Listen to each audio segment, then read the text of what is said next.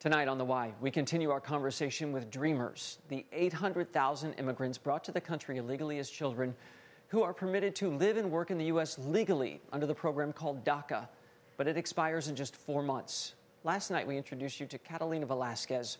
Her family brought her to America from Colombia back in 2002, but they have all since been deported.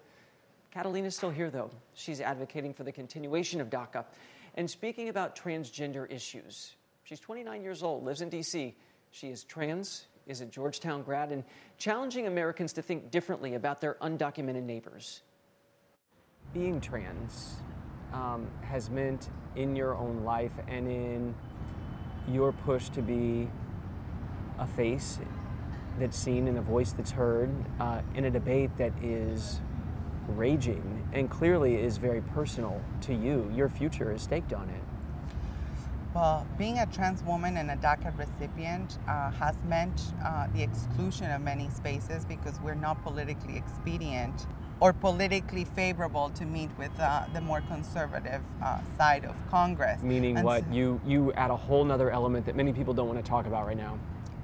Right, and we become footnotes if we ever make it to the paper.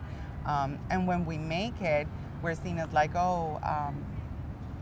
let's not put that message too far because it might affect our negotiations in Congress.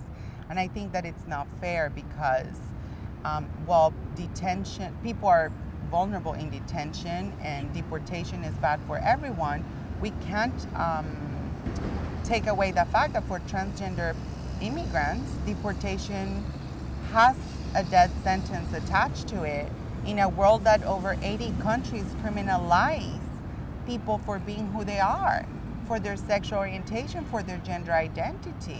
It's not the same deporting queer and trans immigrants as it is to deport straight cisgender immigrants. That's not to say that it's good, deportation is bad for everyone, but for people with HIV, for people with disabilities, for pregnant people, for members of the LGBTQIA communities, the stakes are way higher. DACA recipients do not qualify for the Affordable Care Act. DACA recipients don't qualify for food stamps. DACA recipients don't qualify for any social safety nets. And so the fear mongering and the lies need to stop because all we qualified for under DACA, Deferred Action for Childhood Arrivals, was the opportunity to enter a very tough labor market where, you may or may not get a job.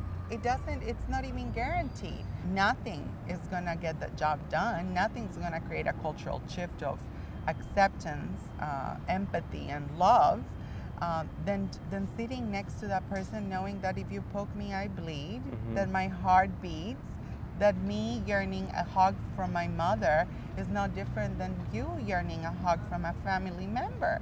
And that changes hearts. And I think that we need to see the heart as a lock to be open in terms of getting folks to change their thoughts. Many times I've heard you say the word we when you're talking about America and the nation. And we're talking about the DREAM Act. And everyone has a dream for their own life. Some are more difficult than others. In the U.S., it can be more difficult if you are trans. It can be more difficult if you are an undocumented immigrant. It can be more difficult if you're Hispanic or sometimes a woman. You are all of those things. What's your dream for yourself here in the nation you've called home for the majority of your life now?